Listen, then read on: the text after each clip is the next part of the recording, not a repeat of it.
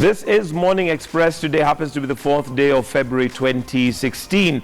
And, well, joining me in the studio now is none other than Honorable Linah Jebii Kilimo, who is the chairperson of Anti-FGM Board. And we're here to have a conversation. And this is in regards to Saturday. But I'll let her do that and let us know what Saturday is all about. But welcome and great to have you. It's been a while since we saw you in the spotlight. I can see you've still been busy. Yeah, thank you. Good morning, listeners, and of course, thank you for inviting me to this Morning Express. Yeah. Wonderful. Now, you're here as the chairperson of Anti-FGM Board. First of all, Saturday is a big day that is being celebrated. Maybe you could tell us a little bit about Saturday. Okay, before we go to Saturday, I'd like to let our listeners know what is FGM, or Female Genital Mutilation. Female Genital Mutilation. Female Genital Mutilation comprises all procedures involving partial or total removal of the female genitalia or other injury to the female genital organs, or any harmful procedure to the female genitalia for non-medical reasons. Yes, and this include, there are 4 types of FGM that is performed on the female genitalia, external female genitalia. We have clitoridectomy, we have excision, infibulation, the worst form where it is sewn up, and all of them are for non-medical reasons. So that is why we have a board, anti-female genital mutilation, meaning contrary to that or against what is being done. And this is mainly done for cultural reasons? Yes, cultural reasons, and it's informed by myths, it's shrouded by myths. Communities are told if you don't do this, and I think myths also a long time ago were ways of governing people. They used to myths, but right now we want to tell people it's not myths that we use informed research, informed information. And of course, one of the reasons why this is a big thing is because it infringes on human rights, really. Yeah. It is injury, it is not necessary, it is absolutely unacceptable. Yeah, we say it is against the human rights, and of course we also want communities to know that women are also human beings. It's not just women. This is a human being. And the law is there to protect anybody whenever your rights are infringed. So coming to 6th of February, which is marked every year, it is marked in all countries all over the world. It was set by UN and by the First Lady of Nigeria during a conference on women and girls, the health of women and girls in 2003. And it was adopted by the United Nations General Assembly. So it is referred to as the International Zero Tolerance Day to FGM. And countries use that day to sensitize communities on the dangers of female genital mutilation, on the dangers of continuing or holding on to this harmful cultural practice, and they need to be told the other side, the consequences that are emotional, psychological, the immediate and the long term. Sometimes people don't even understand what is this FGM. They just say it's something, we found it, and so we continue. Other age sets will say we will hold on to this culture which was passed on to us. No one wants to drop it during their time. So it's just because of fear that, oh, what will the ancestors say if this culture disappears, this identity. And so on this particular day, we tell people the dangers, and we also tell them, look for another alternative way, either as a rite of passage or another way of having an identity, being known as from this community, instead of saying this is what separates us between the communities who practice FGM and those who do not practice FGM. Yeah. Okay, obviously for the First Lady of Nigeria to have started this off, and it became an internationally recognized day where there is zero tolerance of FGM, it means it's not just a local problem. No, it is global now. Even countries like UK, where they did not practice, like the US, you'll find, because it has become a global village, people are everywhere. They move with their community, with their cultures. Even, for example, here in Kenya, we say 37 out of the 42 tribes practice FGM.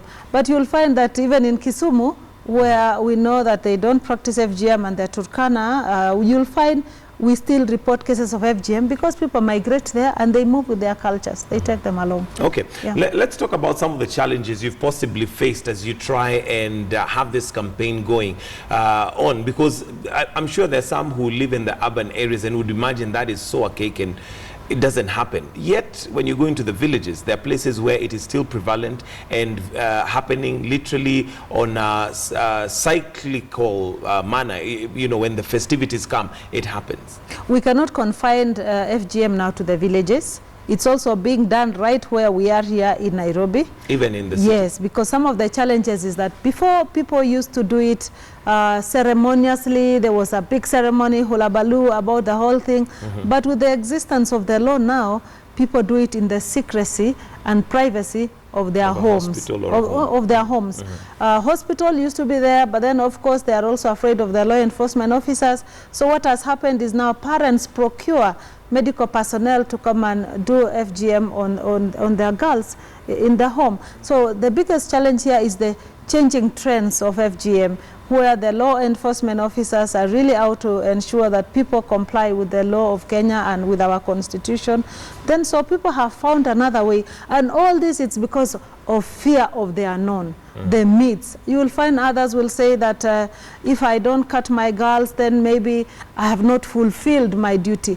The mothers, because they say that FGM in their communities is a rite of passage from childhood to adulthood, and of course it increases marriageability, and everybody will want the best for their child. So they need to, they need to change their mindset and accept that somebody can be married without being circumcised.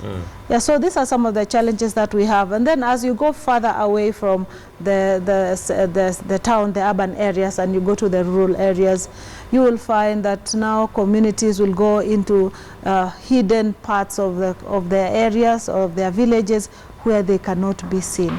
You will find that where accessibility, there are no roads. If it's up in the mountains, or if it's very fast, like maybe I'll take where I come from, for example, in Marakwet East constituency, you'll find that recently there's been a rise in cases of FGM, and the policemen were ready, the chiefs are there, they want to tell people stop this, they want to stop, but they will go very far where you cannot know. Or as soon as you leave, they do behind your back. You know, a thief will never tell you they're coming. Right. So, right. And what informs them is just the fact that we are holding on to this culture. It's a rite of passage. And so the other challenge is the attitude. Apart from the changing trends, changing people's mindsets. It's very difficult. Yeah, of course, I would imagine it is a challenge, especially because these are cultures and traditions that they found happening. Yes. They have been going on for years on end. And of course, that cannot be translated or transformed overnight. Yes. How are you changing or working towards changing people's attitude and look towards it? Because you'll also have women who will even come out and say they want to go through it because they feel that's the only way to be accepted. Yeah, because of the challenge of being socially accepted. You know, they live amongst people who have gone, and people don't want to be different. They want to be part of the crowd. They want to be with everybody. So the other challenge why some women will want to go is because of stigmatization. They get stigmatized. The men want to be accepted socially. For example, I think the most social people are men, because in the evening as women go home to prepare food, men will sit around somewhere and discuss the day's events and all that. And you'll find a man who has married an uncircumcised woman will be set aside, would be told, you know, you are not part of this because you're not like the rest of us. Enough. Yes, you're not man enough. So from there you'll find they actually tell them you're married to children. Yeah, because they consider uncircumcised people. They've not gone through the rite of passage they are married, so they're children. They have not become adults. So in that way, you'll find the men will just go home and say, you know, I cannot sit in the marketplace with people. With so they force the women to go. Some other cultural practices that force women to go is where they say when their sons have gone for circumcision, there's some maybe attire that the mother is supposed to give to her son, but they'll say, you have not been cut to your son who is now a man. So you'll find a woman will just say, okay, I better have this because who is going to dress my son, or who is going to feed my son? And surely we want to tell communities, nothing will happen to your son if you are uncircumcised and you give him food or prepare food for him. But you'll find that there is a myth amongst these communities that, you see, maybe if you do this, your son will happen. And because you wanted the best for your son as a mother, you will go to any extent to ensure that you're giving your child the best, whether to increase marriageability of your daughter, you want to do that.